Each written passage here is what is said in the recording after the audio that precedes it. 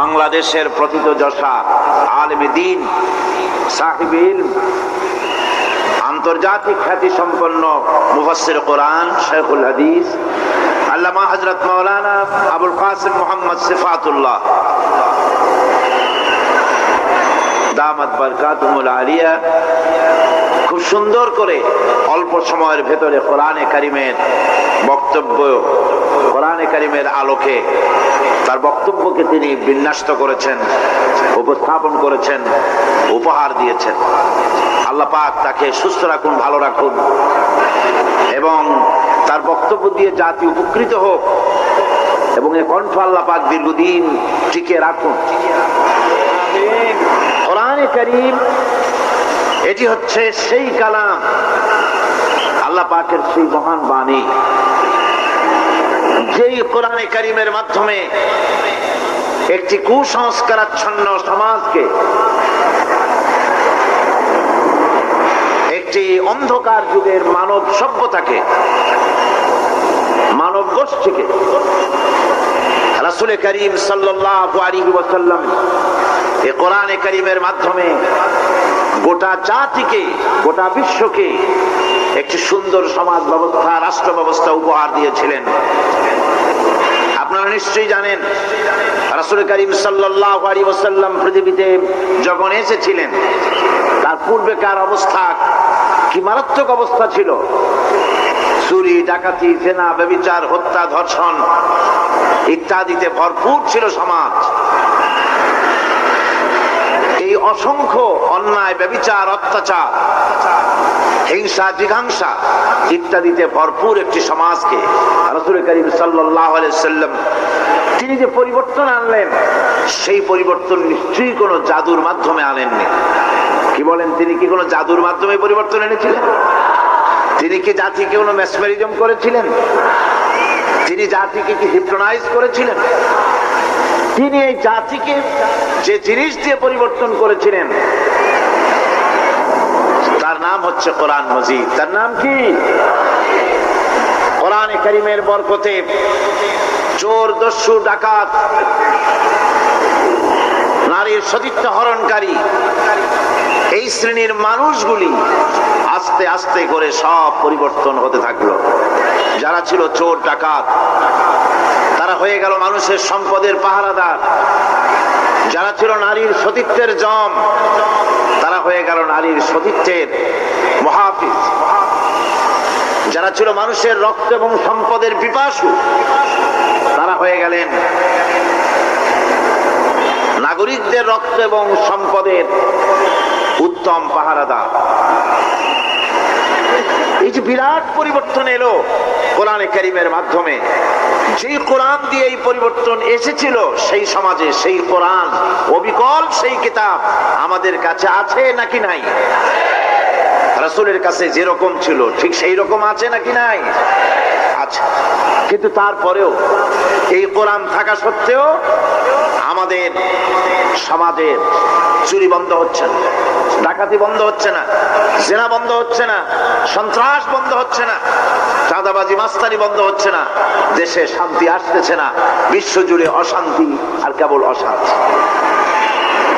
এই অশান্তি দূরীভূত হতে পারে যদি মানুষেরা কোরআনের কাছে আসে। কোরআনের কাছে না আসলে, কোরআন এবং সুন্নাহ অনুযায়ী যদি ব্যক্তি, পরিবার, সমাজ, রাষ্ট্র পরিচালিত না হয়, তাহলে দেশে শান্তি ফিরে আসা সুদূর পরাহত আকাশ কুসুম পরিকল্পনা ছাড়া আর কিছুই হতে পারে না। একটু আগেই আপনারা সন্ত্রাসের ব্যাপারে কথা শুনেছেন। সন্ত্রাস নির্মূল করার ব্যাপারে, সন্ত্রাস দমন করার ব্যাপারে পার্লামেন্টে আলোচনা হয়েছিল। আমি আলোচনায় অংশ নিলাম। আল্লাহ পাক তো এখন আমাকে পার্লামেন্টে ওয়াজ করার সুযোগ করে দিয়েছেন। এটি আপনাদের দোয়ায় হয়েছে, আপনারা দোয়া করেছিলেন সেজন্য হয়েছে। নইলে আমি যে সিট থেকে আল্লাহ পাক আমাকে কামিয়াব করেছেন, বাংলাদেশে একটি রাজনৈতিক কঠিন সিট যদি ধরা হয় সেটি পিরোজপুর। এই মারাত্মক কঠিন একটি সিট, যেখানে ষড়যন্ত্র ছড়ানো হয়েছে, যেখানে অপপ্রচার করা হয়েছে, ফতোয়াবাজি করা হয়েছে, ষড়যন্ত্রের এমন কোন রূপ নাই যা পরিচালিত হয়নি, অসংখ্য কালো টাকা ছড়ানো হয়েছে, তারপরেও মানুষের চোখের পানি আল্লাহ পাকের মেহেরবানি বর্ষিত হয়েছে। আমি ওয়াদা করেছিলাম আমার এলাকার মানুষের কাছে, আমি রাস্তাঘাট দিতে পারবো কিনা জানি না, স্কুল কলেজ করতে পারবো কিনা জানি না, সরকার যতটুকু সহযোগিতার ব্যাপারে করবে আমি ততটুকুই করতে পারবো। তবে একটি কাজ আমি করার জন্য ওয়াদাবদ্ধ, সেটা হচ্ছে বিগত 3টি যুগ ধরে যে কথাগুলি আল্লাহ পাক আমাকে দিয়ে মেহেরবানি করে তার এই ক্ষুদ্র গোলামকে, এই ছোট্ট নগণ্য গোলামকে দিয়ে কোরআনে কারীমের যে কথা দেশে বিদেশে বলিয়েছেন, আমি সেই কথাগুলিকে পার্লামেন্টে বলতে চাই। আমার জনগণ খুশি হয়ে আমাকে ভোট দিয়েছেন। আমি সংসদে গিয়ে পর্যন্ত যতগুলি আলোচনা করেছি, প্রত্যেকটি আলোচনায় কোরআনে কারীমের দৃষ্টান্ত, কোরআনে কারীম দিয়ে আলোচনা পেশ করেছি। আমি সন্ত্রাসের ব্যাপারে যখন কথা হচ্ছিল, আমি আলোচনায় বলেছি সন্ত্রাস তো আপনারা বন্ধ করতে পারবেন না, কারণ সন্ত্রাস কিভাবে আপনারা বন্ধ করবেন? সন্ত্রাস বন্ধ করতে পারে কেবলমাত্র কোরআন। কে বন্ধ করতে পারে? কোরআন বন্ধ করতে পারে, সন্ত্রাস বন্ধ করতে পারে রাসূলের সুন্নাহ। আপনারা 1972 সনে শিক্ষাঙ্গনের মনোগ্রাম থেকে আল্লাহ পাকের আয়াতে কারিমা ইকরা বিসমি রাব্বিকাল্লাযী খালাক রাব্বি জিদনি ইলমা, আল্লাহর কোরআনের আয়াতকে দূরীভূত করে দিয়েছেন, তাড়িয়ে দিয়েছেন। যেদিন বিশ্ববিদ্যালয় সমূহের মনোগ্রাম থেকে আল্লাহর আয়াত বাদ পড়ে গেল, রহমত বরকত আল্লাহর করুণা সেদিন থেকে উঠে চলে গেল। গতকাল বলেছিলাম ইন্নাল্লাযী লাইসা ফী জাওফিহি শাইউম মিনাল কুরআনি কাল বাইতিল খারিব, যেই স্মৃতির ভেতরে আল্লাহর কালাম নাই, যে দেহের ভিতরে সিনার ভিতরে আল্লাহর কালাম নাই, সেটা হচ্ছে কি বাড়ি? মনে আছে নিশ্চয়ই আপনাদের। অর্থাৎ এই পোড়ো বাড়িতে, বিরান বাড়িতে মানুষ নাই, কি আছে? ইঁদুর আছে, ব্যাঙ আছে, সাপ আছে, শয়তান আছে, জেন আছে, চামচিকা আছে, উই পোকা, তেলা পোকা আছে। বিরান বাড়িতে মানুষ না থাকলে যা থাকে, যে স্মৃতিতে, যে দেহে কোরআন নাই, সেই দেহের ভিতরে ওই সব জিনিসই থাকে। সুতরাং শিক্ষাঙ্গন থেকে আল্লাহর কোরআন এর আয়াতে কারিমা বাদ দেওয়ার কারণে সেখানে সন্ত্রাস এসে জায়গা করে নিয়েছে। আমি পার্লামেন্টে বলেছি, আপনারা লক্ষ্য করুন সন্ত্রাস কোথায় হয়? মাদ্রাসায় কি সন্ত্রাস হয়? বাংলাদেশের একটি টাইটেল মাদ্রাসা সন্ত্রাসের কারণে বন্ধ হয়েছে, ঢাকা আলিয়া ছাড়া। এর প্রমাণ দেখান। ঢাকা আলিয়ায় সন্ত্রাস হয় কারণ ওই এটা সংক্রামক ব্যাধি, রোগের ডিপু পাশে, ওখান থেকেই সংক্রামিত হয়। এই ঢাকা আলিয়া ছাড়া বাংলাদেশের কোন মাদ্রাসা সন্ত্রাসের কারণে বন্ধ হয়েছে বলে আপনাদের জানা থাকলে আমাকে বলবেন। সন্ত্রাসের কারণে একটি কামেল মাদ্রাসা, ফাজিল মাদ্রাসা, আলিম মাদ্রাসা, দাখিল মাদ্রাসা বন্ধ হলো না, বন্ধ হচ্ছে কলেজ আর বিশ্ববিদ্যালয়। আজ পর্যন্ত শিক্ষক বৃন্দ, মাদ্রাসার শিক্ষকেরা ছাত্রদের কাছ থেকে যে সম্মান পায়, কলেজ শিক্ষকেরা, বিশ্ববিদ্যালয় শিক্ষকেরা তার ধারণাও করতে পারবেন না। এখনো মাদ্রাসায় শিক্ষকরা উজু করতে গেলে ছাত্ররা পানি আগায় দেয়, জুতা জোড়া ঠিক করে দেয়, হাঁটতে গিয়ে যদি পিছনে ওস্তাদ দেখে সাইড করে দেয় তাকে আগে ওঠার জন্য, ওস্তাদের সামনেও হাঁটতে চায় না, তার জামাটা পরিষ্কার পরিচ্ছন্ন করে দেয়, তার খেদমতে হাজির থাকে, হুকুমকে পালন করে। এটি হচ্ছে মাদ্রাসা। আর কলেজ বিশ্ববিদ্যালয় উজুর পানি আগে দেওয়া তো দূরের কথা, ছাত্রদের পিটান খাইয়া কোন কোন জায়গায় প্রিন্সিপাল ভাইস চ্যান্সেলর হয়ে যাচ্ছে, ভাইস চ্যান্সেলর মার খাইয়া চ্যান্সেলর হওয়ার চেষ্টা করতেছে। কথা ঠিক কিনা? পরীক্ষায় নকল করতে যায় না, কলম ঢুকায় দেয় গলার মধ্যে। আমি আগেও বলেছি, আপনাদের মনে আছে কিনা, যে একজন প্রফেসর বেশ কয়েক বছর আগে আমাকে বলেছিলেন, হুজুর শিক্ষকতা না করে, কলেজের শিক্ষকতা না করে যদি রিক্সা চালাইতাম তবু ইজ্জত বাঁচত। বললাম কারণ কি? তিনি বললেন, দোতলা থেকে ক্লাস করে নিচে নামতেছি, পিছনে একজন এসে কানে ধরে টান দিল। অবাক, কান ধরে টান দিল কে? খুব রাগ করে পিছনের দিকে তাকায়, দেখি যে ক্লাসে পড়ে আসতাম সেই ক্লাসেরই ছাত্র আমার কান ধরে টান দিল। চোখে চোখ পড়লো, সে দাঁতগুলো বের করে হাসি দিল। আমি কিছু বলতে পারলাম না, যেহেতু তার গেঞ্জির মধ্যে কিসের একটা বাট কোমরের সাথে ঝুলানো দেখলাম, ভয়তে আর কথা বলতে পারলাম না। এই হচ্ছে অবস্থা, এই হচ্ছে চিত্র। এটাকে আমি বাড়িয়ে বললাম না, ঠিক বলেছি? আমি পার্লামেন্টে বললাম, আপনারা এটাকে বন্ধ করতে পারবেন না। এটাকে বন্ধ করার জন্য মাদ্রাসায় যেভাবে কোরআনে কারীমের 30 পারার তাফসীর পড়ানো হয়, আপনারা কলেজ বিশ্ববিদ্যালয় কোরআনে কারীমের 30 পারা তাফসীর পড়ানো বাধ্যতামূলক করে দিন। মাদ্রাসাগুলিতে যেমন সিয়াসেতটা পড়ানো হয়, কলেজ বিশ্ববিদ্যালয় পাশ করার জন্য 4-5টা হাদিস নয়, পুরা 6খানা সহিহ হাদিস কলেজ বিশ্ববিদ্যালয় পড়া বাধ্যতামূলক করে দিন। যদি তা দিতে পারেন, কলেজ বিশ্ববিদ্যালয় থেকে চোর, ডাকাত, গুন্ডা, বদমাশ, হত্যাকারী, জেনাকার আর সাপ্লাই দেবে না। কলেজ বিশ্ববিদ্যালয়গুলি থেকে শাহ মাকদুম, শাহ আমানত, খান জাহান আলী, শহীদ তিতুমীর, হাজী শরিয়তুল্লাহ, খালিদ বিন ওলীদ উপহার দেবে, জাতি নিয়ে কুলাতে পারবে না।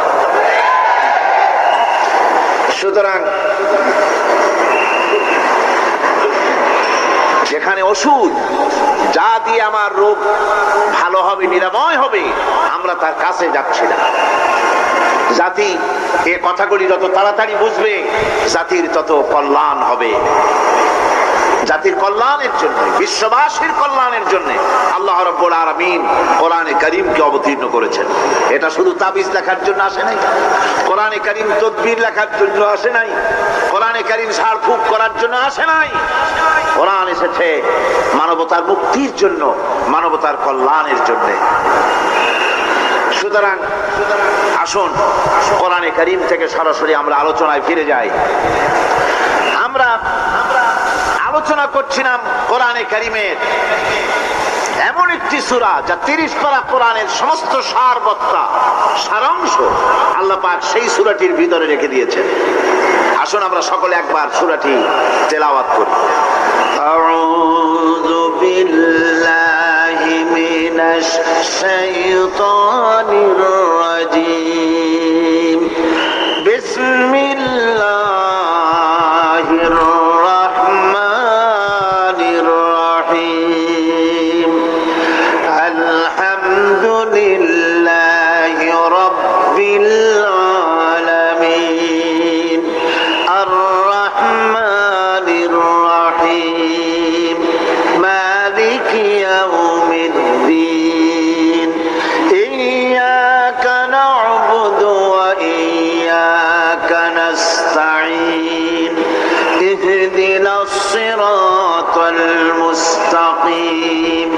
صراط الذين أنعمت عليهم غير المغضوب عليهم ولا الضالين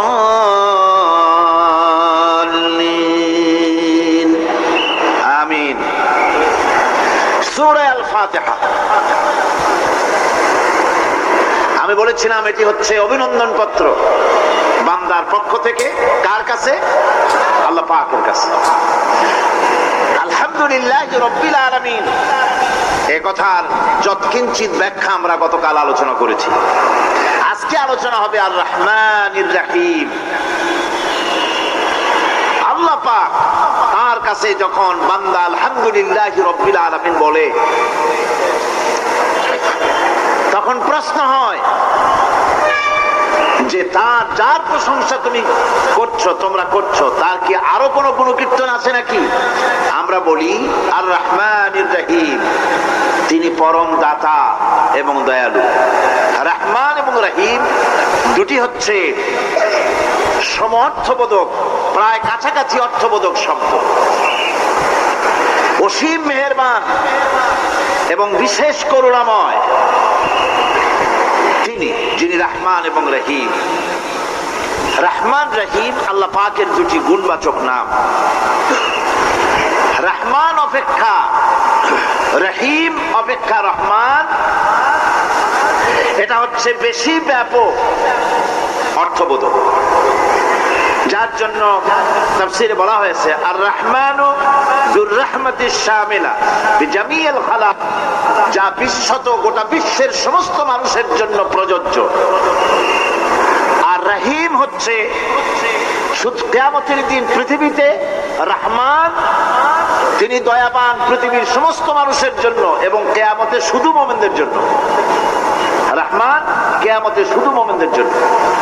আর রহিম হচ্ছে আর রহিম যুর রাহমাতি শামিলা লিল মুমিনিনা ইয়াউমিল কিয়ামা। রহিম হচ্ছে শুধুমাত্র কিয়ামতের দিন আল্লাহ রাব্বুল আলামিন শুধু মুমিন লোকদের জন্য এই বিশেষ দয়া কিয়ামতের দিন করবেন। এখন রহমান হচ্ছেন পৃথিবীর সমস্ত মানুষের জন্য, সমস্ত প্রাণীর জন্য। তার দান থেকে কেউ বঞ্চিত থাকবে না, সকলের জন্য তার দানের দরজা অবারিত, উন্মুক্ত। এই পৃথিবীর মুখে আমরা দেখতে পাই মানুষ তার বন্ধুদেরকেই দেয়, শুধু সরকার হোক আর সাধারণ মানুষ হোক, আপনজনদেরকে নিজের দলকেই বেশি দেয়। কথা ঠিক কিনা? নিজের দলের প্রতি, আত্মীয় স্বজনের প্রতি স্বজন প্রিয়তা মানুষের শরীরের ভিতরে রোগ হিসাবে কাজ করে, আর এভাবে করে নিজের দল আর আত্মীয় স্বজনকে বেশি করে সুযোগ সুবিধা দেয়। শত্রুকে কেউ দেয় না, শত্রুকে কেউ ডেকে ডেকে কোনো জিনিস দিতে চায় না বা দেয় না। আল্লাহ রাব্বুল আলামিন এমন রহমান, এমন দয়াবান, এমন মেহেরবান, যারা তার ইবাদত করে, যারা তাকে স্বীকার করে, আল্লাহ বলে তাকে যারা সেজদা দেয়, আল্লাহ পাক তাদেরকেও দেন। আর যারা আল্লাহকে অস্বীকার করে, আল্লাহ রাব্বুল আলামিনকে মানে না, তার গুণাবলী কি স্বীকার করে না, তার অস্তিত্ব স্বীকার করে না, তারপরেও আল্লাহ রাব্বুল আলামিন কোন নাফরমান বান্দাকেও রহমত থেকে বঞ্চিত করেন না। যেই হোক, বেনামাজি হোক, মুরতাদ হোক, নাস্তিক হোক, তারপরে আল্লাহর অনুগ্রহ থেকে সে বঞ্চিত থাকে না। কথা ঠিক কিনা? বরং এটাই আমরা দেখি, নামাজি, দিনদার, পরেজগার মানুষ তার বরং কম থাকে, সে বরং কম পায়। বাড়ি নাই, ঘর নাই, কলকারখানা নাই, আর নামাজ রোজা করে না, হজ যাকাত করে না, আল্লাহর সাথে বিরোধিতা করে, আল্লাহরে মানেই না, বলে দেয়ার ইজ নো গড, স্রষ্টা বলতে কেউ নাই, এই ড্রিঙ্ক অ্যান্ড বি মেরি, এই হচ্ছে তাদের থিওরি, তাদের দর্শন, তাদের ফিলসফি। এই জাতীয় লোকগুলি বরং দেখা যায় তারা ক্ষমতা পায়, বাড়ি হয়, গাড়ি হয়, কল হয়, কারখানা হয়, সম্মান পায়। এটা হচ্ছে, এটা কেন? এর কারণ হচ্ছে আল্লাহ রাব্বুল আলামিন এই পৃথিবীর কোনো মূল্য দেন না। এই পৃথিবীর মূল্য যদি আল্লাহ পাকের কাছে একটা মশার দানার তুল্য যদি হতো, আল্লাহ পাক বিদ্রোহীদেরকে, কাফেরদেরকে এক ঢোক পানি আল্লাহ পাক গিলতে দিতেন না। এবার চিন্তা করেন, আল্লাহর ব্যাপারে যে দৃষ্টান্তটা দেওয়া হয়েছে, দৃষ্টান্তটা কত গুরুত্বপূর্ণ। মশার দানার তুল্য, মশার দানার তুল্য এই পৃথিবীর দাম নাই আল্লাহর কাছে। আপনাকে যদি কেউ 10 লক্ষ মশার দানা বহু কষ্ট করে জোগাড় করিয়া যদি কেউ দেয়, তাহলে আপনি কয় টাকা দিয়ে কিনবেন? 4 পয়সা দিয়েও, একজনে বলছে 4 পয়সাও দিবে না। তাহলে বোঝেন এর কোনো মূল্য নাই। একটা মশার দানার তুল্য মূল্য আল্লাহ পাক এই পৃথিবীর দেন না, যার কারণে অবারিত উন্মুক্ত হস্তে আল্লাহ পাক সমস্ত মানুষের জন্য, প্রাণী জগতের জন্য তিনি করুণা করেছেন সকলকে। এই করুণাময় রহমান আল্লাহ পাক, তিনি গুনাহগারদেরকে, যারা আল্লাহ পাকের ফরমাবরদারি করতেছে, তাদেরকে সকলকে আল্লাহ পাক সমানভাবে তার জিনিসগুলিকে তিনি দিয়ে দিচ্ছেন। এটা হচ্ছে রহমান। আর রহিম হচ্ছে, হাদিস শরীফে বলা হয়েছে, আর রহমানু রহমানুদ দুনিয়া ওয়াল আখিরাহ, আর রহিম ও রহিমুল আখিরাহ।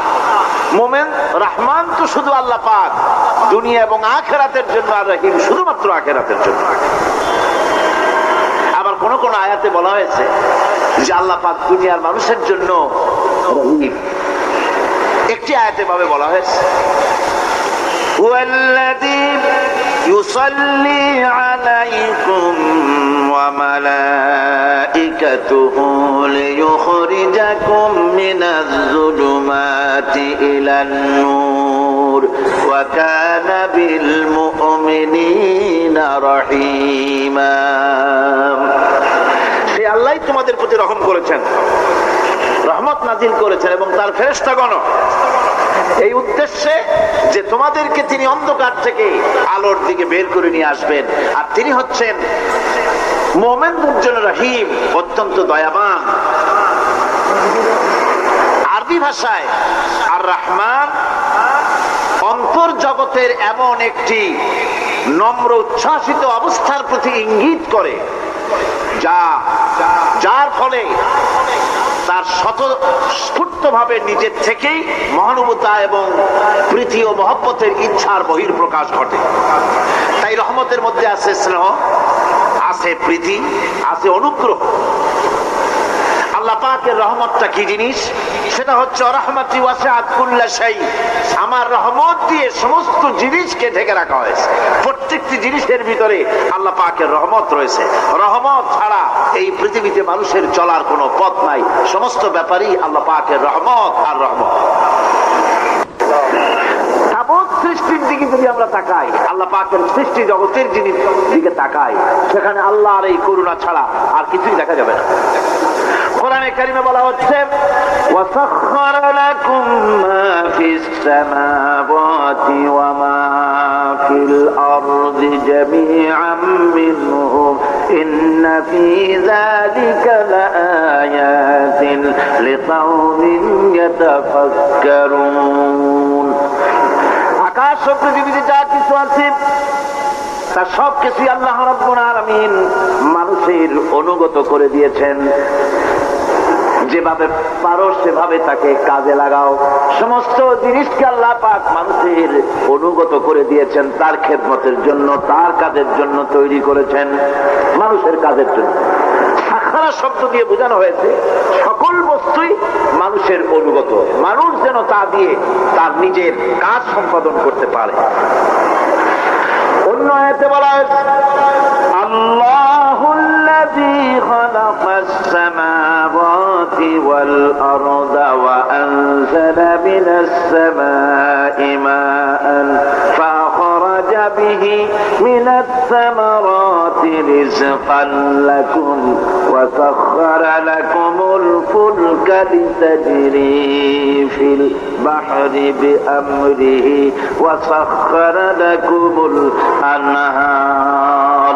আল্লাহ রাব্বুল আলামিন তিনি আকাশ সৃষ্টি করেছেন, জমিনকে সৃষ্টি করেছেন এবং আকাশ থেকে পানি বর্ষণ করেছেন, তা দিয়ে ফসল উৎপাদন করেছেন। এই ফসলের পিছনে আল্লাহ পাকের কি বিরাট রহমত কাজ করতেছেন আপনি লক্ষ্য করেন। কাদার ভিতরে, কর্দমাক্ত জমিনের ভেতরে আপনি বীজ বপন করেছেন। কর্দমাক্ত জমিনের ভেতরে বীজ বপন করে বাড়ি গিয়ে আপনি ঘুমিয়ে আছেন। আল্লাহ পাকের রহমত, তার কুদরত, ওই বীজ থেকে পাতা উদ্গত করে দিয়েছেন। শিকড় মাটির ভেতরে চলে গিয়েছে, পাতাগুলি নরম, সবে পাতাগুলি গজিয়েছে। সূর্যের তাপে পাতা মুষড়ে পড়ে গিয়েছে বিকেল বেলায়। সারাদিন সূর্যের প্রখর তাপ লেগেছে। মানুষকে খাওয়াবার জন্য আল্লাহ রাব্বুল আলামিনের কি বিরাট রহমত কাজ করতেছে লক্ষ্য করুন। রাতের বেলায় আল্লাহ পাক শিশির বিন্দু নাজিল করে দেন, কণা কণা শিশির বিন্দু ওই মুষড়ে যাওয়া পাতার উপরে পড়ে গিয়ে সারা রাত এভাবে সুন্দর ঠান্ডা বাতাস আর শিশির বিন্দু যত্ন করে করে মুষড়ে যাওয়া পাতাটিকে সকালবেলা পর্যন্ত তরতাজা, সজীব আর প্রাণবন্ত করে দেন। এরপরে গাছ বড় হলো, তার ভিতরে রব্বুল আলামিন ধান দিলেন, গম দিলেন। এভাবে করে যত্ন করে তার শুরু থেকে শেষ পর্যন্ত প্রত্যেকটি গাছকে খাদ্য ব্যবস্থাকে আল্লাহ রব্বুল আলামিন নিজ যত্নে, নিজ কুদরতে, আপন রহমতে সবগুলিকে লালন পালন করে মানুষের হাতে তুলে দিলেন। মানুষকে আল্লাহ পাক সর্বশ্রেষ্ঠ মর্যাদা দান করেছেন, যার কারণে আল্লাহ পাক বলেছেন ওয়ালাকাদ কাররামনা বানি আদম, আদম সন্তানকে আমি সম্মান দিয়েছি, মর্যাদা দিয়েছি। আর সেই মর্যাদা দেওয়ার কারণে যত খাদ্য তার সামনে পেশ করেছি, আল্লাহ পাক আপন রহমতে সব খাদ্যগুলিকে প্যাকেট করে বান্দাদের সামনে হাজির করে দিয়েছেন। কোনো খোলা খাবার দেওয়া হয়নি, কারণ মানুষ হচ্ছে আল্লাহ পাকের শ্রেষ্ঠ মেহমান, মর্যাদা সম্পন্ন প্রাণী, মর্যাদা সম্পন্ন মেহমান এই মানুষ। তার সামনে কলা দেওয়া হলো কভার করে, প্যাকেট করে। আনারস বলেন, আম বলেন, কাঁঠাল বলেন, যত রকমের ফল আল্লাহ পাক দান করলেন, বেদানা বলেন, আপেল বলেন, সমস্ত ফলগুলিকে, খাবারগুলিকে আল্লাহ পাক প্যাকেট করে করে আপন রহমতে বান্দাদের সামনে হাজির করে দিয়েছে। তার এত দয়া, তার দয়াই আকাশ থেকে বৃষ্টি হয়, সেই বৃষ্টিতে ফসল ফলে। তার দয়ায়, তার রহমতে তিনি পানি মানুষের আয়ত্তে করে দিয়েছেন। এই পানির উপরে জাহাজ পরিচালনার জন্য আল্লাহ পাক সুযোগ করে দিয়েছেন। জাহাজ পরিচালনা করা হচ্ছে সমুদ্রের ভেতরে মানুষের জন্য। এভাবে করে আল্লাহ পাক সব জিনিসকে তার সুযোগের মধ্যে এনে দিয়েছে। এরপরে আল্লাহ পাক বলছেন ওয়া আতাকুম মিন কুল্লি সালতুমুহু ওয়া ইন তাউদ্দু নি'মাতাল্লাহি লা তুহসুহা ইন্নাল ইনসানা লাযালুমুন কাফফার। আল্লাহ পাক বলেন তোমাদের প্রতি আল্লাহ পাকের দয়া, তার রহমত, তার করুণা এত বেশি, তোমাদের সকল চাহিদা তিনি পূরণ করেছেন, কোনো চাহিদা বাকি রাখেন নাই। গতকাল বলেছি রব হচ্ছেন তিনি প্রয়োজন মাফিক চাওয়ার আগে যিনি প্রয়োজন মিটিয়ে দেন, তার নাম হলো রব। আমাদের চাওয়ার আগে আমাদের যা কিছু প্রয়োজন আল্লাহ রাব্বুল আলামিন সব সাপ্লাই করেছেন। যেরকম সুবহানাল্লাহ। ওই আল্লাহ পাক বলেন ওয়া ইন তাউদ্দু নি'মাতাল্লাহি লা তুহসুহা।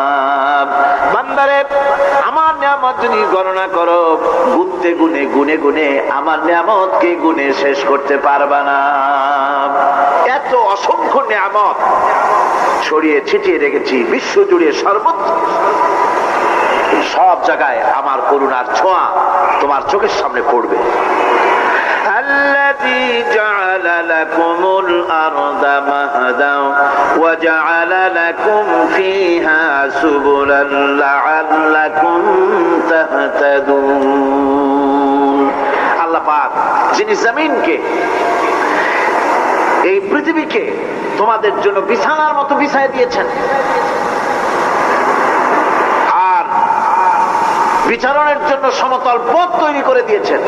এই পৃথিবীটা তোমার জন্য কি সুন্দর করে আল্লাহ পাক একটা গালিচার মতো করে বিছায় দিয়েছেন, সবুজ ঘাস তাতে রয়েছে। এই পৃথিবীর মাটি আল্লাহ পাক মানুষের জন্য কি সুন্দর ঘাটিতে পরিণত করে দিয়েছেন। এই মাটির আল্লাহর রহমতটা দেখুন, একদিকে মাটি নরম, আবার এমন নরম নয় যে 10 তলা 20 তলা 50 তলা বিল্ডিং করলে পরে এর ভারের চোটে ভিতরে ঢুকে যাবে, এরকম নরম নয়। সেখানে যতটুকু প্রয়োজন ফসল ফলাবার জন্য বৃষ্টি দিয়ে মাটি নরম করে ফসল ফলাবার ব্যবস্থা করা হয়। আবার বিল্ডিং তৈরি করার জন্য মাটি যেমন শক্ত হওয়া দরকার, তেমন শক্ত আল্লাহ পাক করে দিয়েছেন। এখন তো 130, 35, 40 তলা পর্যন্ত, তারও বেশি তলা বিল্ডিং তৈরি হচ্ছে। আমি 135 পর্যন্ত উঠেছি আমেরিকায়, 135 তলা বিল্ডিং। এইটা উঠতে 39 সেকেন্ড লাগে মাত্র। এখন এদের লিফটটা কি পাওয়ারফুল চিন্তা করেন, সারা করে একটা শব্দ হয়, আর আপনি দেখছেন যে 135 তলার ছাদের উপর উঠে গেছে। নিচের দিকে তাকাইলে মানুষগুলো ছাগলের ছাওয়ার মতো এতটুকু এতটুকু দেখা যায়, গাড়িগুলো পিঁপড়ার মতো দেখা যায়। এগুলি নতুন নতুন প্রযুক্তির মাধ্যমে তৈরি করা হচ্ছে। এখন এই বিশাল বিল্ডিং, এত ওজন, এই ওজন ধারণ করার জন্য মাটিকে আল্লাহ পাক ভারসাম্য, শক্তির ভারসাম্য দান করেছেন। এটাকে আল্লাহ পাক নরমও করেছেন, আবার শক্তও করেছেন। এই মাটি, এই পৃথিবী আমাদের জন্য বিশাল এক নিয়ামত আল্লাহ পাক করে দিয়েছেন, ফসল ফলাবার জন্য, চলাফেরার জন্য। আবার এই মাটি যেন আপনাকে নিয়ে নড়াচড়া করতে না পারে। মাঝে মাঝে ভূমিকম্প হয় না পৃথিবীতে? ভূমিকম্প জোন যেগুলি আছে সেগুলি হচ্ছে Japan, China, turkey, Iran, America, এরকম বিভিন্ন দেশে ভূমিকম্পের জোন, এগুলি ভূমিকম্প এলাকা। আমাদের এসব দেশে ভূমিকম্প কম হয়, তবে ইদানিং একটু একটু শুরু হয়েছে।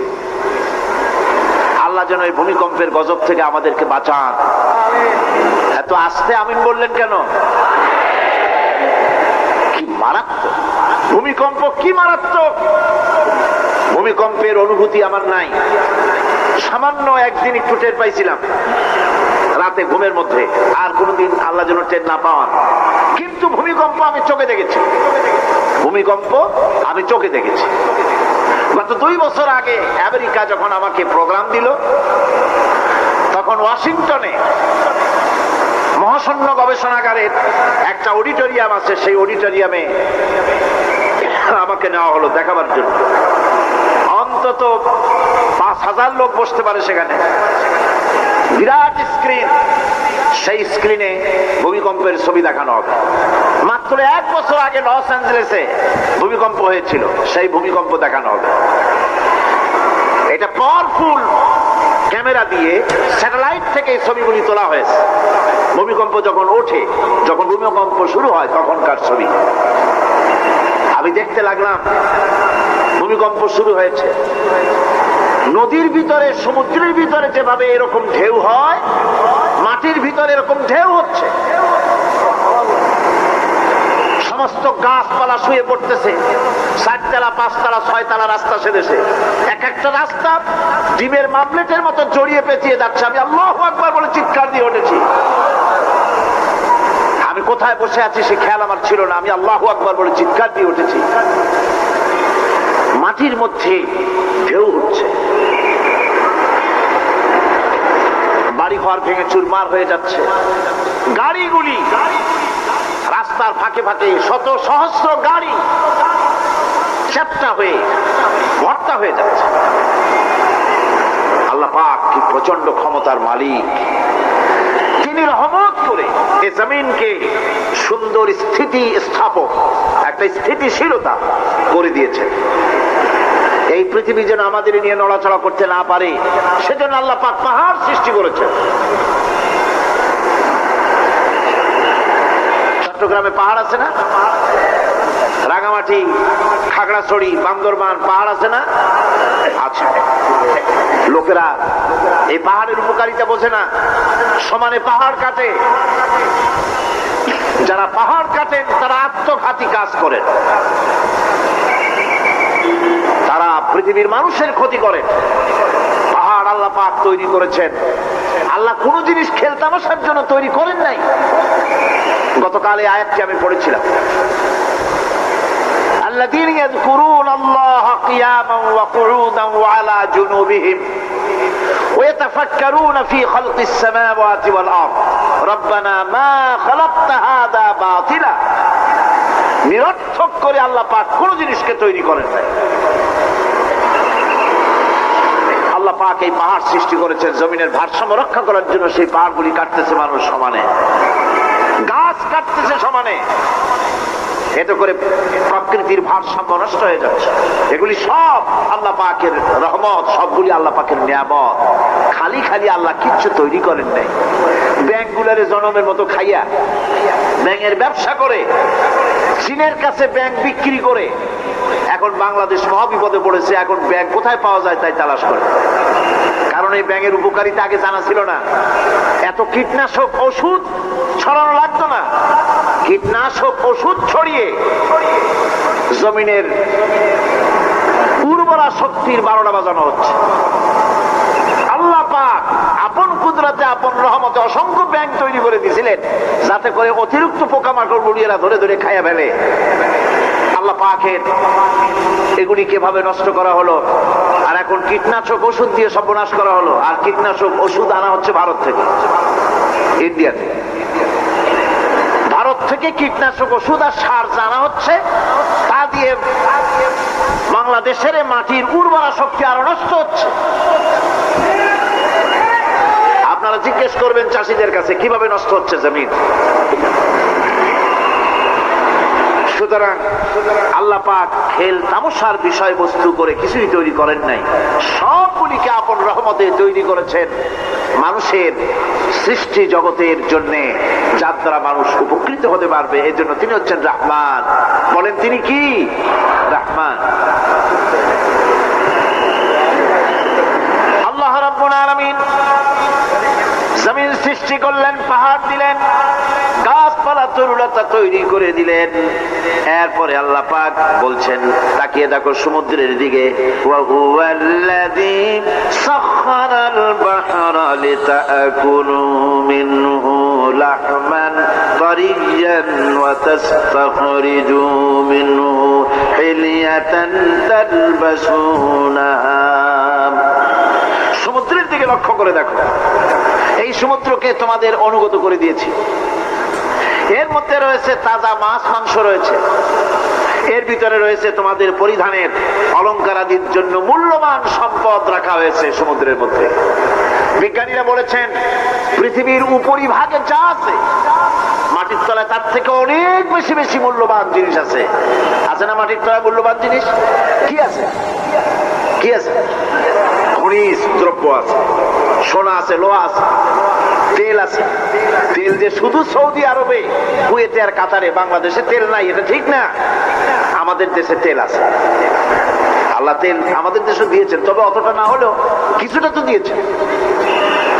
কারণ সব জায়গায় এক রকমের নিয়ামত দেওয়া হয় না, এক এক দেশে এক এক রকমের নিয়ামত আল্লাহ পাক দেন। আমাদের দেশে যা আছে তা আবার সৌদি আরবে নাই। আমাদের দেশে বেল আছে, চালতি আছে, গাম আছে, এগুলি আছে সৌদি আরবে। আমাদের দেশে চা আছে, পাট আছে। আমাদের দেশেও তেল আছে। মাঝে মধ্যে তেলের কুয়া সিলেটের হরিপুর থেকে, বাখরাবাদ থেকে, ভোলা থেকে, বিভিন্ন জায়গা থেকে তেলের কুয়া বের করে দেখানো হয়। তেল আছে। যারা ক্ষমতাসীন, যারা সরকার, যারা দেশ চালাও, যদি আমার সেজদা দাও, যদি নামাজি হও, কোরআনের সাথে বিরোধিতা যদি না করো, যদি কোরআন সুন্নাহর শাসন প্রতিষ্ঠা করো, এ ধরনের অসংখ্য তেল বের করে দেব। কিন্তু কিন্তু বারবার উমরা করে, হাতে তসবিহ ধারণ করে, মাথায় পট্টি বেঁধে যদি ইসলামের সাথে নাফরমানি করা হয়, তোমাদের তেল আল্লাহ পাক বের করে ছাড়বে। আল্লাহ পাক বাহানা পছন্দ করেন না। এই জমিনে ফসল আছে, অসংখ্য ফসল আল্লাহ পাক দিয়েছেন, অসংখ্য খনিজ পদার্থ আল্লাহ পাক দান করেছেন। সেই খনিজ পদার্থগুলি আল্লাহ পাক, খনিজ দ্রব্যগুলি আল্লাহ পাক দিবেন মুমিনদের হাতে। কাদের হাতে দিবেন? আল্লাহ পাক বলেছেন, ওয়ালাউ আন্না আহলাল কুরা আমানু ওয়াত্তাকাউ লাফাতাহনা আলাইহিম বারাকাতিন মিনাস সামাই ওয়াল আরদ। দেশের লোকেরা, জনপদের লোকেরা যদি আমার উপর ঈমান আনে আর আমার কি ভয় করার নীতি যদি অবলম্বন করে চলে, তাহলে ওই দেশের মানুষের জন্য আকাশ আর জমিনের সব বরকতের দরজা আমি আল্লাহ খুলে দেব।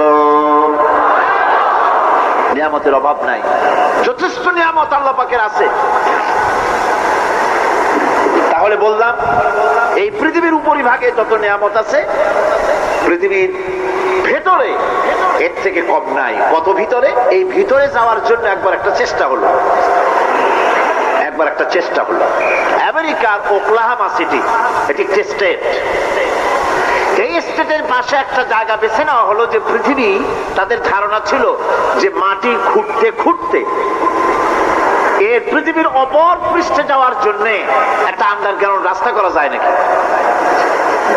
ছোটবেলায় পড়ছিলাম ভূগোলে একটা বইতে, যে কেউ যদি আমাদের দেশ থেকে এখান থেকে মাটি খোঁড়া আরম্ভ করে, তাহলে মাটি খুঁড়তে খুঁড়তে একদিন না একদিন আমেরিকায় পৌঁছে যাবে। কোনো ভিসা টিসা লাগবে না, VD7 DB7 97 লাগবে না, এমনি যাইতে পারবে। মানুষেরা চেষ্টা করলো মাটি খোঁড়া। মাটি খুঁড়তে খুঁড়তে পৃথিবীতে এটাই ছিল প্রথম এই দুঃসাহসিক পরিকল্পনা। ৬,০০০ ফিট পর্যন্ত মাটি খনন করার পর কোন কুল কিনারা করতে না পেরে তারা এই দুঃসাহসিক পরিকল্পনা ছেড়ে দিবে। কিন্তু গবেষণার শেষ হয়নি। যারা গবেষণা করেছেন তারা গবেষণালব্ধ, তাদের অভিজ্ঞতা তারা লিখেছেন যে পৃথিবীর অন্তত ১৮০ মাইল গভীর পর্যন্ত তাদের একটা আইডিয়া হয়েছে যে পৃথিবীর মাটির নিচে অসংখ্য খনিজ দ্রব্য রয়েছে, অসংখ্য নিয়ামত এই পৃথিবীর মাটির ভিতরে আল্লাহ পাক লুকায় রেখেছেন। ওর তলায় কি আছে বিজ্ঞানীদের মাথায় এখনো ঢোকে নাই।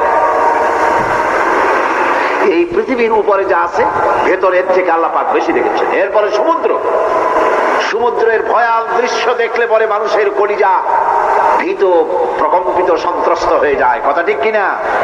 যত বড় বাহাদুর হোক, সমুদ্রের ঢেউর মধ্যে যদি পড়ে, বাহাদুরি আর থাকে না। ঠিক কিনা কন? যতই বড় কাল্লা নাই, কিন্তু সমুদ্রে গেলে আর অসুবিধা হয় না। সমুদ্রের ঢেউয়ের মধ্যে যখন মানুষ পড়ে, আল্লাহ পাক বলেছেন দাল্লা মান তাদউনা ইল্লা ইয়াহু, একমাত্র আল্লাহ ছাড়া সবাই কি ভুলে যায়? আমি দেখেছি সমুদ্রের দরিয়ার ভিতরে ঢেউ যখন শুরু হয়, অমুসলিমরা পর্যন্ত তাদের ভাষায় স্রষ্টাকে যা বলে সে নাম ভুলে গিয়ে সকলের মুখ থেকে বেরোয় আল্লাহ আল্লাহ আল্লাহ। আল্লাহ বাঁচাও।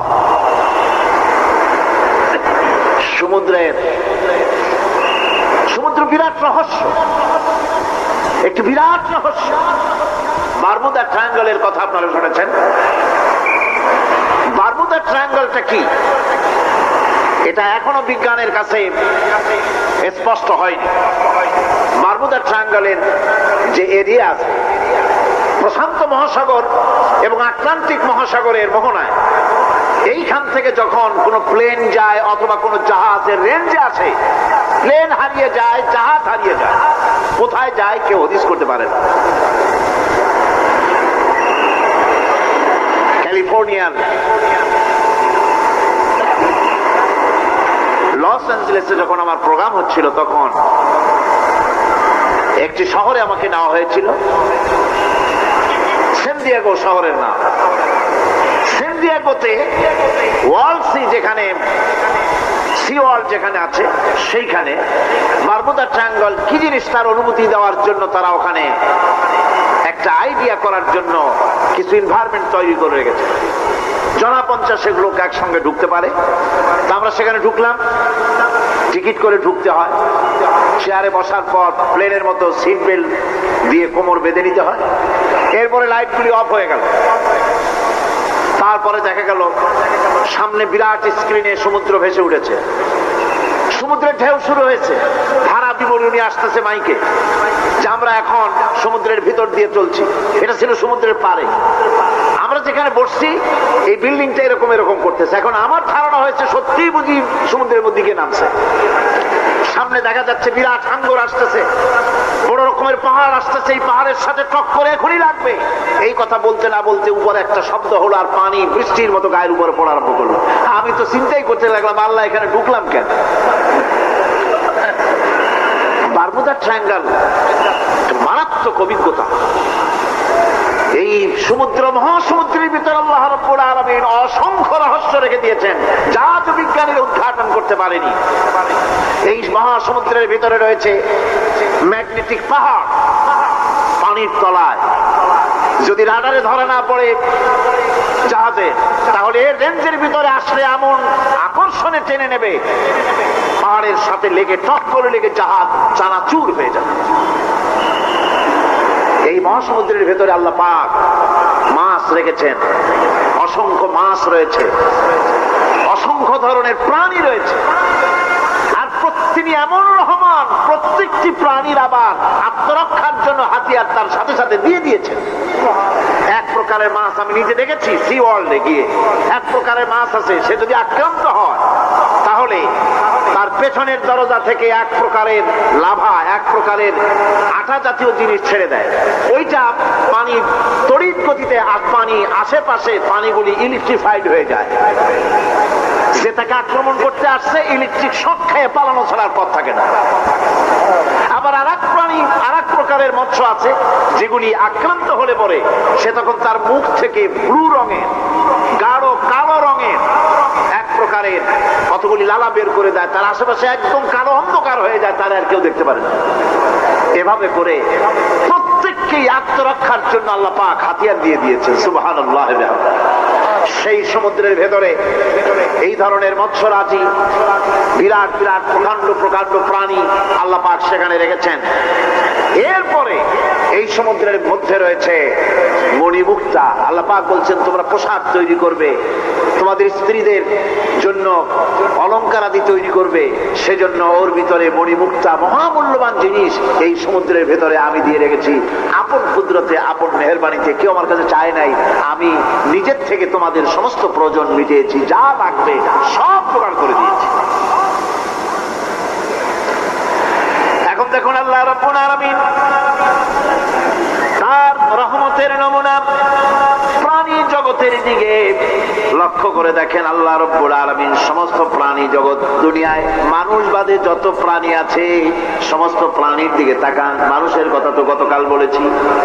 সমস্ত প্রাণীগুলিকে আল্লাহ রাব্বুল আলামিন তাদের সাথে তাদের সমস্ত জিনিস দিয়ে দিয়েছেন। এর মধ্যে কোনটাকে আল্লাহ পাক বোঝা বহন করার জন্য কোন প্রাণীকে তৈরি করেছেন, আবার মানুষের জন্য, জিহাদের জন্য, যুদ্ধ করার জন্য কোন প্রাণী তৈরি করেছেন, চাষাবাদ করার জন্য প্রাণী তৈরি করে দিয়েছেন। কোরআন বলছি خلقها لكم فيها دفء ومنافع ومنها تأكلون। তিনি বিভিন্ন ধরনের জীব পয়দা করেছেন যার থেকে তোমাদের শীতের পোশাক এবং অন্যান্য কল্যাণকর কাজ যেন তোমরা করতে পারো, সেজন্য পশুর গায়ে যে পশম দেওয়া হয়েছে এতে পশুরও কাজ হয়।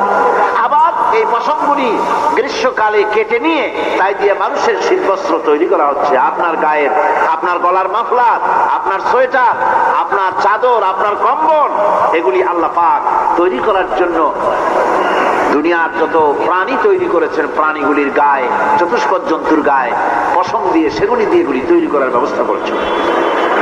আবার আল্লাহ রাব্বুল আলামিন বলেন ওয়ালাকুম ফিহা জামালুন হিনা তুরিহুনা ওয়া হিনা তাসরাহুন। যখন সেগুলি মাঠে সকাল বেলায় চড়তে নামে, আবার বিকেল বেলায় যখন পালবদ্ধ হয়ে বিকেল বেলায় যখন ঘরে ফেরে, তখন দেখার এক সৌন্দর্য এমন হয় যা সত্যি উপভোগ্য। লক্ষ্য করে দেখবেন, এগুলি শহরে কম দেখা যায়, গ্রাম্য অঞ্চলে মাঝে মধ্যে যাবেন, গ্রামের লোকই আপনারা অধিকাংশ এখানে আছেন, আপনারা দেখবেন সকাল বেলায় যখন পালে পালে গরু, ছাগল, মহিষ ইত্যাদি যেতে থাকে, সকাল বেলায় সূর্য যখন উঠে সেই সময় যখন এগুলি যেতে থাকে তখন তার দেখার একটা দৃশ্য দারুণ লাগে। আবার যখন সন্ধ্যা বেলায় গোধূলি লগ্নে যখন সূর্য লাল হয়ে পশ্চিম দিগন্তে অস্তমিত হতে যায়, তখন শত শত গরু, ভেড়া, ছাগল পাল ধরে মাঠের মধ্য দিয়ে যখন বাড়ির দিকে রওনা করে, আল্লাহ পাক বলেন এই দৃশ্য অত্যন্ত উপভোগ্য। যারা সত্যি এগুলি দেখে, উপভোগ করে, তারা বুঝতে পারে যে আল্লাহ পাকের নিয়ামত সব দিকেই আল্লাহ পাক এভাবে ছড়িয়ে রেখেছে। এভাবে করে ওয়াতাহমিলু আসমালাকুম ইলা বালাদিন লাম তাকুনু বালিগিহি ইল্লা বিশাক্কিল আনফুস। আল্লাহ পাক বলেন এভাবে করে আমি জন্তু, জীব তৈরি করেছি যারা তোমাদের বোঝাগুলি এক শহর থেকে আর এক শহরে, এক গ্রাম থেকে আর এক গ্রামে বোঝাগুলি বহন করে নিয়ে যায়। এভাবে যদি আমি চতুষ্পদ জন্তু তৈরি না করতাম, তোমরা নিজেরা ঘাড়ে করে, পিঠে করে এ বোঝাগুলি বহন করা বড়ই কষ্টসাধ্য হয়ে যেত। উটের পিঠে করে, গাধার পিঠে করে, গরু গাড়ি বানায়া হাতির পিঠে করে, কত বিরাট বিরাট বোঝা, টনকে টন বোঝা এভাবে পশু দিয়ে টেনে নেওয়া হয়। আল্লাহ পাক বলছেন এগুলি আমার রহমত। এরপরে এই পশুর ভিতরে হালাল বস্তু তৈরি করে তোমার খাবারের ব্যবস্থা করেছি। وَإِنَّ لَكُمْ فِي الْأَنْعَامِ لَعِبْرَةً نُسْقِيكُم مِّمَّا فِي بُطُونِهِ مِن بَيْنِ فَرْثٍ وَدَمٍ لَبَنًا خَالِصًا سَائِغًا لِلشَّارِبِينَ। তোমাদের চতুষ্পদ জন্তুর মধ্যে দেখবে বুদ্ধিমান দূরদৃষ্টি সম্পর্ক লোক যারা, তাদের জন্য আমি এর মধ্যে নিদর্শন রেখেছি। তোমাদের দুগ্ধবতী গাভীগুলি যার দ্বারা তোমরা দুধ পাও, এগুলি জমিনের ঘাস খেলো, খড় খেলো, আর এর দ্বারা রক্ত তৈরি হলো, পায়খানা তৈরি হলো, পেশাব তৈরি হলো, পাশাপাশি রাস্তা দিয়ে পরিষ্কার সুস্বাদু দুধ আমি আল্লাহ রাব্বুল আলামিন তোমাদের জন্য দান করেছি। এত নিয়ামত আল্লাহ পাক দিলেন, আল্লাহ পাকের বিনিময় কিছুই চান নাই। কিছু চাইছেন নাকি? বলেন কিছু চেয়েছেন? কিছুই চান। দেখেন এই যে ঠান্ডা মৌসুম চলছে, এখন কি মৌসুম? শীতের মৌসুম। এই পৃথিবীটাকে আমরা আমাদের একটা রুমকে যদি ঠান্ডা করতে চাই, তাহলে আমরা কি লাগাই দেব? এসি লাগে। প্রত্যেক মাসে বিল দেওয়া লাগে না লাগে না? বিল দিতে হয়। একটা রুম এসি দিয়ে ঠান্ডা করতে প্রত্যেক মাসে 500, 1000, 2000, 2500 রুম হিসাবে এর ভাড়া দেওয়া লাগে, এর চার্জ দিতে হয়। এত বড় বিশ্বটা আল্লাহ পাক ঠান্ডা করে ফেলেছেন। কত বড় এসি প্ল্যান্ট আল্লাহ পাকের, সুবহানাল্লাহ। কত বড় এসি আল্লাহ ছেড়ে দিয়েছেন এখন ঠান্ডায় মানুষ। এখানে তো মানুষের গরম লাগে। ডিজেল জ্বালে আগুন তৈরি করেন, কাঠ জ্বালে আগুন তৈরি করেন। পৃথিবীর মানুষের হাতে আগুন জ্বালাবার, উত্তাপ সৃষ্টি করার যত রকমের টেকনোলজি আছে, সব যদি একত্রিত করা হয়, সূর্য প্রতি সেকেন্ডে যে তাপ বিকিরণ করে পৃথিবীর জন্য, সারা পৃথিবীর সমস্ত মানুষ এক জায়গায় হইয়া কিয়ামত পর্যন্ত প্রচেষ্টা করিও ওই 1 সেকেন্ডের তাপ তৈরি করতে পারবে? পারবে না। সুতরাং আল্লাহ রাব্বুল আলামিন তিনি বিরাট নিয়ামত রেখেছেন সব জিনিসের মধ্যে। এই নিয়ামতগুলি বুঝতে হবে, এগুলি বুঝতে হবে।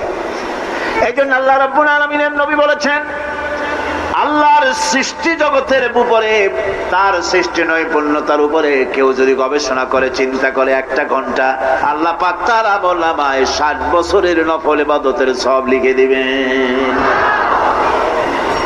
কি সোজা কথা। চিন্তা করতে হবে, গবেষণা করতে হবে আল্লাহ পাক কি নিয়ামত দিয়েছেন। ওয়ামা বিকুম মিন নি'মাতিন ফামিনাল্লাহ। যত নিয়ামত আমরা পেয়েছি সব কার কাছ থেকে? জোরে সোরে চিল্লায় কোন কার কাছ থেকে? সমস্ত নিয়ামত এসেছে আল্লাহ পাকের কাছ থেকে। আল্লাহ রাব্বুল আলামিন বলেন তিনি হচ্ছেন রহমান। ওয়াল্লাহু জাআলা লাকুম মিন বুয়ুতিকুম সাকানান ওয়া জাআলা লাকুম মিন জুলুদিল আনআমি বুয়ুতা। আল্লাহ পাক বলছেন তোমাদের জন্য, তোমাদের ঘর সমূহকে আল্লাহ পাক স্থিতি লাভের, স্বস্তি শান্তি লাভ করার জন্য আল্লাহ পাক একটা স্থান করে দিয়েছেন, জায়গা করে দিয়েছেন। আমরা যে ঘর বানাই, এই ঘর বানাবার পেছনে আল্লাহ পাকের কত বড় নিয়ামত। ঘর একটা বানাতে হলে খুঁটি লাগবে। খুঁটি কোত্থেকে আসছে? বলেন কোত্থেকে? গাছের থেকে খুঁটি পেয়েছেন। কিসের থেকে পেয়েছেন? গাছ কা। শুধু খুঁটিতে ঘর হবে না, এরপরে খুঁটি হয়ে গেল, চাল লাগবে। চাল দেবেন কি দিয়ে? খড় দিয়া দেন, টিন দিয়া দেন, টালি দিয়া দেন, যা দিয়া দিবেন সেটা হচ্ছে কার? জোরে কর। শুধু খুঁটি আর চাল হলে হবে না, বেড়া লাগবে, দরজা লাগবে, জানালা লাগবে, যা কিছু দরকার। আল্লাহ বলেন তোমার এই শান্তির ঘরটার পেছনে আমার নিয়ামত, আমার রহমত কাজ করেছে। আবার শীত প্রধান দেশে, যেখানে বিল্ডিং এও কাজ হবে না, যেখানে ঘর বানাতে হলে কাঠ খড়ির ঘর দিয়েও কাজ হবে না, এত প্রচন্ড শীত। সেইখানে আল্লাহ পাক পশুর চামড়া দিয়া ঘর বানাবার জন্য মানুষের মাথায় আল্লাহ পাক বুদ্ধি দান করে দিয়েছেন। আল্লাহ পাক বলছেন জুলুদিল আনআমি বুয়ুতা, চামড়া দিয়ে ঘর তৈরি করা হয়, এস্কিমোরা করে, দেখে আসবেন, চামড়া দিয়ে ঘর তৈরি করা হয়। আল্লাহ পাক এই পশু দিয়ে মানুষের এত উপকার করছেন। তিনি রহমান, এই রহমত থেকে পৃথিবীর কেউ বঞ্চিত নয়। সমস্ত প্রাণী সমূহকে আল্লাহ পাক এই বিরাট নিয়ামত দান করেছেন। একটি মানুষ যতই সংকীর্ণ হোক, অসভ্য জীবন যাপন করুক, ইলিটারেট হোক, মূর্খ হোক, লেখাপড়া কিচ্ছু জানে না, একটা পর্ণ কুটিরের ভিতর এক কৃষক বাস করে, সেও যদি চিন্তা করে তাহলে অন্তত এতটুকু উপলব্ধি তার আসবে যে সে অসুখ হলে পরে তার আশেপাশে লতা গুল্ম গাছের শিকড় বেটে খেলে পরে তার অসুখ ভালো হয়ে যায়, ঠিক কিনা? এখন তো অসুখ ভালো হওয়ার জন্য কোনো অসুবিধা নাই, কোনো সমস্যা নয়। পত্রিকার ভিতরে অ্যাডভার্টাইজ আসতেছে, স্ট্যাম্পের উপরে লিখে দেব আখেরি লেখা, বিশ্বব্যাপী চ্যালেঞ্জ। মেয়ে লোকও চ্যালেঞ্জ দিতেছে, পুরুষও দিতেছে, পাগলও দিচ্ছে, ছাগলও দিচ্ছে, সবাই মিলে চ্যালেঞ্জ করছে। পত্রিকাগুলি পয়সার লোভে আবার এগুলি ছাপতেছে। সব রকমের রোগ, অসুখ, সব রকমের ওষুধ তারা দিতে পারবে। তেই যদি হয় তো খামাখা আমাদের মেডিকেল কলেজ রাইখে লাভ কি? বিজ্ঞাপন দিয়া যদি ওষুধ বিক্রি করা হয়, কেমন গভর্নমেন্ট আমি বুঝি না। এই পাগল ছাগলের বিজ্ঞাপনগুলি ছাপা হয় পত্রিকায়, লোকেরা বিভ্রান্ত হয়, লোকেরা বোঝে না। তাদের কাছে গেলেই মুখ দেখেই বলে দেবো এরকম আসতেছে, পাগলের মতো চেহারা, মুখ দেখেই বলে দেবে শেষ দর্শন, আর দর্শন জিন্দিগিতে করা লাগবে না। ছোট্ট ছোট্ট পোলাপান এরকম এক এক জায়গায় হইতেছে। খুলনা জেলার দাকপ এলাকায় একবার শোনা গেল সেখানে ছাগলে পানি পড়ে দেয়, যে যাবে তার রোগ ভালো হবে। কি শিক্ষিত কি অশিক্ষিত সমানে গিয়ে লাইন দিতে লাগলো ছাগলের বাড়ি। ছাগলের কাছে পানি ধরে, এখন ছাগলের কাছে কিছু ধরলেই তো সে শোকে, শুকতে গেলেই মনে করে যে পড়িয়ে দিছে, দম করে দিছে, আর খাইতেছে। এরপরে ছাগলওয়ালার বাড়ি এক ছাগল দিয়া হাতির মালিক হয়ে গেছে সে, বাড়ি বিল্ডিং টিল্ডিং করে সর্বনাশ। কি আজীব তামাশা, কি আশ্চর্য দেশ। মৃত্যু ছাড়া সকল রোগের ওষুধ কালো জিরার মধ্যে আছে। আবার মধু সম্পর্কে আল্লাহ পাক বলেছেন এটি হচ্ছে গোটা পৃথিবীর সমস্ত মানুষের জন্য রোগের প্রতিষেধক। একজন নিরক্ষর মানুষও, যিনি লেখাপড়া কিছুই জানে না, সে লোকটাও টের পায় অসুখ বিসুখ হলে সে আশেপাশে লতা গুল্ম বেটে তার থেকে তার রোগ নিরাময় করতে পারে। রৌদ্রের দাবানল থেকে বাঁচার জন্য সে গাছের আশ্রয় নিতে পারে। তরুণ গাছ থেকে ফার্নিচার তৈরি করতে পারে। আবার এই গাছ থেকে সুস্বাদু ফল পেতে পারে। আর এই গাছ যখন বুড়ো হয়ে যায় তখন তার দিয়ে দাওয়াউন লিকুল্লি দাইন ইল্লা